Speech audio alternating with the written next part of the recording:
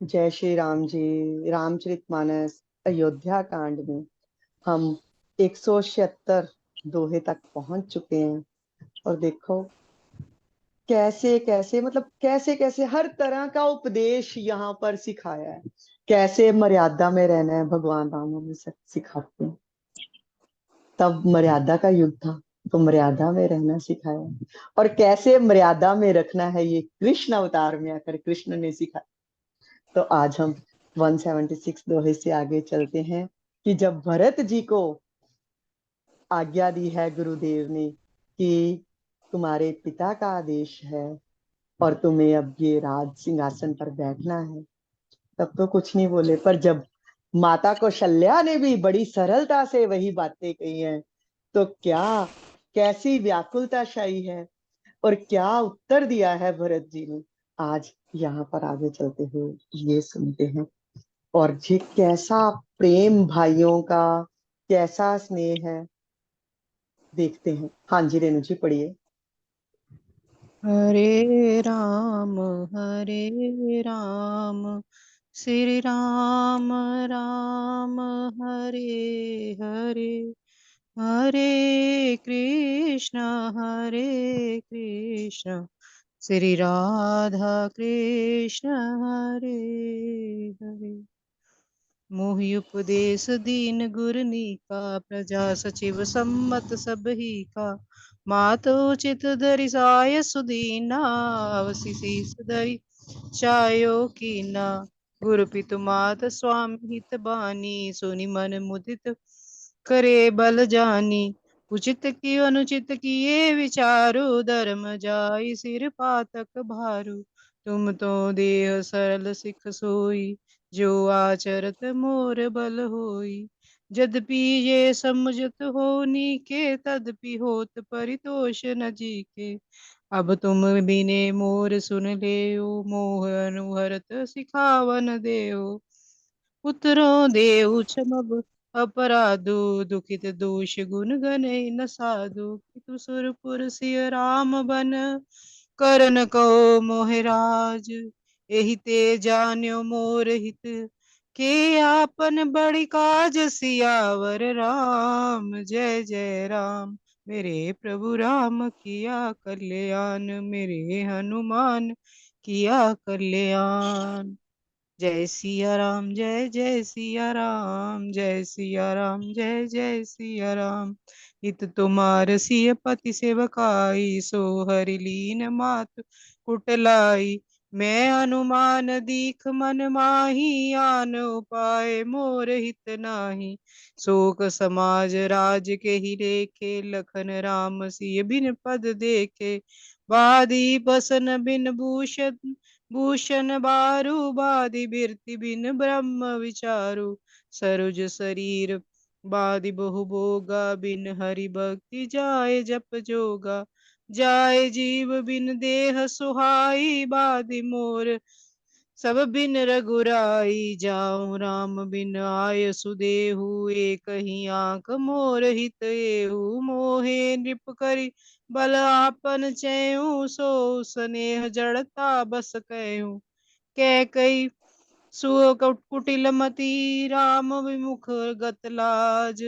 तुम चाहत सुख मोह बस, मोह से अधम के राज। सियावर राम जय जय राम मेरे प्रभु राम, किया कल्याण मेरे हनुमान, किया कल्याण। जय श्री राम जी। देखो भरत जी को जब कह दिया ना, तो भरत जी इतने व्याकुल हो उठे हैं, नेत्रों से आंसू बह रहे हैं। और उनकी दशा देखकर तो कहते हैं सबको अपनी दशा ही भूल गई है। फिर थोड़ा सा धैर्य धारण किया भरत जी ने। और उस समय कहते थे कि आगे से ना कोई उत्तर नहीं देता था किसी को, जैसे बड़ों ने कह दिया चलता था। तो भरत जी सोच रहे हैं, सोचते सोचते बोलते हैं कि गुरुदेव आपने उपदेश तो मुझे बहुत सुंदर दिया है। और देखो प्रजा ने, मंत्रियों ने, सबने आपकी ही बात को मानने के लिए मुझे कह रहे हैं। और ये तो है ही। और माता कौशल्या ने भी इसी बात को उचित समझा है कि गुरुदेव ऐसा कह रहे हैं तो यही बात ठीक है। तो उन्होंने भी मुझे वही आज्ञा दे दी है कि तुम राज संभालो। तो मैं भी वैसा ही चाहता हूँ कि जैसी गुरुओं की आज्ञा है, माता की आज्ञा है, प्रजा की आज्ञा है ना, तो वही सब कुछ करना चाहिए। क्योंकि गुरु, पिता, माता, स्वामी और मित्र की वाणी सुनकर प्रसन्न मन से उनको अच्छी समझकर ही करना चाहिए। उचित अनुचित का विचार नहीं करना चाहिए उस बात में। क्योंकि अगर हम उनकी वाणी पर भी उचित अनुचित का विचार करते हैं तो धर्म चला जाता है और सिर पर पाप का भार चढ़ता है। आपने तो मुझे बहुत अच्छी शिक्षा दी है कि आपकी शिक्षा जो है इसका पालन करने से ही मेरा भला हो। मैं आपकी बात को समझ गया हूँ। आप जो चाहते हैं मुझे समझ में आ गया है कि आप यही मेरा ही हित चाहते हैं। पर एक बात है, मेरे हृदय को ना संतोष नहीं और आपकी बात सुन। हाँ, हूं तो मैं एक छोटा बालक, पर आप लोग मेरी विनती सुनिए और मेरी योग्यता के अनुसार ही मुझे शिक्षा दीजिए। आपकी बात ठीक है कि पिता ने बोल दिया और तुम्हें राज्य करना चाहिए। गुरुदेव आपने ये कह दिया, माता ने भी कह दिया, प्रजा ने भी कह दिया। पर एक मेरा अपराध क्षमा कीजिए कि मैं आपको पूछ रहा हूं, मेरी योग्यता तो देखिए, मेरी योग्यता के अनुसार मुझे शिक्षा दीजिए। हाँ, मैं जानता हूँ साधु पुरुष हो आप, और दुखी मनुष्य के जो है दोष गुणों को नहीं गिनते साधु पुरुष। एक बात मुझे आपकी समझ में नहीं आई कि पिताजी स्वर्ग में है, राम जी और सीता जी वन में है, और मुझे आप राज्य करने के लिए कह रहे हैं, और आप इसमें कह रहे हैं कि मेरा कल्याण है। पर मैं एक बात पूछना चाहता हूं आपसे, इसमें मेरा कल्याण है या आप अपना ही कोई बड़ा काम निकालने के लिए मुझे ये कह रहे हैं? देखो भरत जी, इतना प्रेम है प्रभु के साथ और इतने नीति निपुण है। भरत जी इतने नीति निपुण है, शुरू में सीधा ही नहीं कह दिया कि गुरुदेव मैं राज्य नहीं करूंगा। उनको बोल रहे कि ठीक है, आपने तो बहुत सही बात की है, जो आपने बातें की हैं बिल्कुल ठीक है। शुरुआत वहां से की है कि आप ठीक हो। कैसी हमें शिक्षा भी देते कि किसी को इनकार भी करना है, किसी को कैसे मना भी कैसे करना, मतलब हर तरह की शिक्षा हमें रामचरितमानस जब हम पढ़ते हैं ना, तो हर चौपाई से हर तरह की शिक्षा मिलती है। और गुरुदेव को पता है बड़ों को आगे से उत्तर नहीं देना है, तो किस प्रेम से, किस ढंग से, और उल्टा उन पर लास्ट में आते आते, उन पर अंत तक आते आते ना, उन तक ही प्रश्न जे पहुंचा दिया है कि आप मेरे भलाई के लिए मुझे राज्य सौंपना चाहते हो, जहां आप अपना ही कोई काम निकालने के लिए मुझे राज्य सौंपना चाहते हो। आगे फिर और क्या कहते हैं, ये नहीं कि मैं आपसे ऐसा प्रश्न पूछ रहा हूं और ऐसा प्रश्न पूछ दिया है जिसके आगे तो किसी को उत्तर ही नहीं सूझता। वशिष्ठ मुनि जी, उनके जैसा समझदार व्यक्ति भी आगे से इस प्रश्न का उत्तर क्या दे।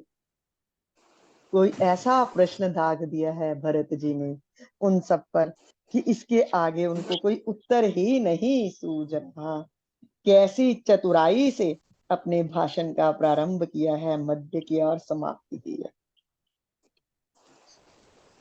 उनके जो इस प्रश्न ने ना सबको ही उलझन में डाल दिया।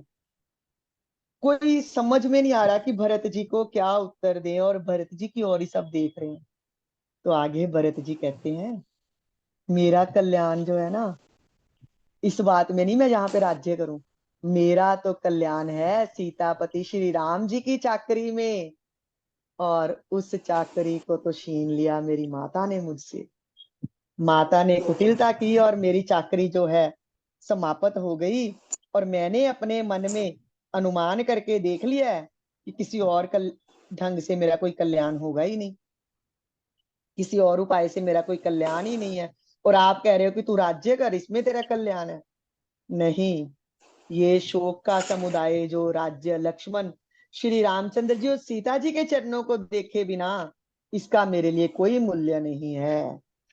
जैसे कपड़ों के बिना गहनों का बोझ व्यर्थ है, वैराग्य के बिना ब्रह्म विचार व्यर्थ है, रोगी शरीर के लिए नाना प्रकार के भोग व्यर्थ हैं, श्री हरि की भक्ति के बिना जप और योग व्यर्थ हैं, जीव के बिना सुंदर देह व्यर्थ है, वैसे ही श्री रघुनाथ जी के बिना मेरे लिए ये सब कुछ व्यर्थ है। अब देखो कैसा चतुराई से भरत जी ने उन सबको उत्तर भी दे दिया और साथ में बता भी दिया है कि आपको ये चाहिए था, मुझे ये शिक्षा देते, और आप मुझे शिक्षा दे रहे हो कि यहाँ पर तू राज्य कर, इसी में तेरी भलाई है। नहीं, मेरी भलाई इसी है। और आगे उनसे आज्ञा मांग रहे हैं कि मुझे आज्ञा दीजिए, मैं श्री राम जी के पास जाऊं। और अब आप देखो, मेरा हित इसी में है ना। आप मुझे राजा बनाकर अपना भला चाहते हैं, जहाँ किसी मोह के वश ये मुझे कह रहे थे कि तुम राजा बन जाओ। और मेरा भला तो इसी में है कि मैं श्री राम जी के पास जाऊं। आप कैसे आगे फिर आगे और भी प्रश्न कर दिया है कैकई का नाम लेकर कि कैकई का पुत्र हूं मैं, कुटिल बुद्धि राम विमुख और निर्लज्ज हूं मैं, और मुझसे अधम के राज्य से आप मोह के वश सुख चाहते हैं। कैसे कैसे खुद के ऊपर ले रहे हैं बातें सबकी सब भरत जी, और उनको समझा रहे हैं कि मैं राम के बिना नहीं रह सकता, मेरा हित राम के चरणों में ही है। और आप किस मोह के वश सोचते हैं कि मैं इस राज्य को चलाऊं। हाँ जी। कहो साच सब सुनि पति आहु, चाहे धर्मशील नर माहु। मोह राज हठ देव, जब ही रसा रसातल जाए तब ही। मोह समान कोक पाप निवासु, जेहि लगी सिय राम बनवासु। राय राम कहो कानन दीना, बिचरुत गमन अमरपुर कीना। मैं सठ सब अनर्थ कर हेतु, बैठ बात सब सुने सचेतु। बिन रघुबीर बिलोक बासु, रहे प्राण सही जग उपहासु। राम पुनीत विषय रस रूखे, लोलुप भूमि भोग के भूखे। कह लगी ही कहो हृदय कठिनाई, निदर कलिसु पुलिसु जेहि लही बड़ाई। कारण के कारज कठिन, होए दास नहीं मोर। पुलिस अस्थिते उपलते, लोह कराल कठोर। सियावर राम जय जय राम। मेरे प्रभु राम किया कल्याण, मेरे हनुमान किया कल्याण। कह कई यहीं तक करेंगे रेणु जी, आज यहीं तक करेंगे 179 दोहा तक, क्योंकि आगे फिर सुनते हैं आगे क्या कुछ लिखा है। आगे भी बहुत कुछ बोला है भरत जी ने, और आज यहीं तक करेंगे कि कैसे उत्तर दिया उन्होंने ना। जैसे गुरुदेव ने आज्ञा दी, माता ने आज्ञा दी कि तुम ही अब ये राज्य करोगे भरत मेरे पुत्र, तो कैसे उन सब के प्रश्नों के उत्तर दिए हैं, और उल्टा उन पर ही प्रश्न दाग दिया है कि मेरे लिए आप मेरी भलाई सोच रहे हो, मेरी भलाई इसमें नहीं है, मेरी भलाई तो श्री राम के चरणों में है। आगे कहते हैं कि मैं सत्य कहता हूं। कैसा राजा होना चाहिए, अब राजा के गुण बता रहे हैं भरत जी कि राजा के धर्मशील होना चाहिए राजा, और आप कहते हो कि तुम राजा बन जाओ, और आपका हठ मानकर अगर मैं राज्य कर भी लेता हूं, तो जैसे ही आप मुझे राज्य दोगे ना, तो पृथ्वी पाताल में धस जाएगी। क्योंकि देखो क्यों धस जाएगी पाताल में, क्योंकि खुद को मान रहे हैं ना मैं ही कारण हूं राम के वन जाने का। कहते हैं मेरे समान पापों का घर कौन होगा, जिसके कारण सीता जी और श्री राम जी का वनवास हुआ, और पिताजी ने श्री राम जी को वन दिया, और उनके बिछड़ते ही स्वयं स्वर्ग को गमन किया। खुद को ही कारण मान रही हैं भरत जी इन सब बातों का, और मैं दुष्ट हूं जो सारे अनर्थों का कारण हूं, और ये सब बातें भी आपकी आगे से सुन रहा हूं, और श्री रघुनाथ जी से रहित अपने इस महल को, इस घर को, इस अयोध्या नगरी को देख रहा हूं, और ये लोगों का उपहास भी सह रहा हूं कि इसके कारण सब हुआ, और फिर भी मैं जीवित हूं। जीवित हूं, ये प्राण जो हैं ये लालची भूमि और भोगों के ही भूखे हैं, इसीलिए मैं जीवित हूँ। क्योंकि अगर ये तो श्री राम रूपी पवित्र विषय रस में आसक्त होते तो ये भी राजा के जैसे ही प्राण प्रयाण कर चुके होते स्वर्ग लोक की ओर। और मैं अपने हृदय की कठोरता कहाँ तक कहूँ। मेरा हृदय तो देखो ब्रज से भी, वज्र से भी ज्यादा कठोर है, जिसने इतने जो है बातें भी सुनी और फिर भी फटा नहीं है अब तक। और कारण से कार्य कठिन होता है, कारण से कार्य कठिन होता है। कितनी बड़ी बात कह दी, इसमें मेरा तो कोई दोष ही नहीं करता। देखो, हड्डी से वज्र और पत्थर से लोहा भयानक और कठोर होता है। और अब आगे हम ना इससे आगे कल पढ़ेंगे और क्या क्या बातें कह दिए हैं, कैसी कैसी। क्योंकि भरत जी इस समय ऐसा वियोग में डूबे हैं और खुद को ही कारण समझ रहे हैं कि मैं, मेरे को कारण बना, मेरे कारण ही माता ने ऐसी कुटिलता की और राम को जो है वन में भेज दिया। तो आगे कल सुनेंगे।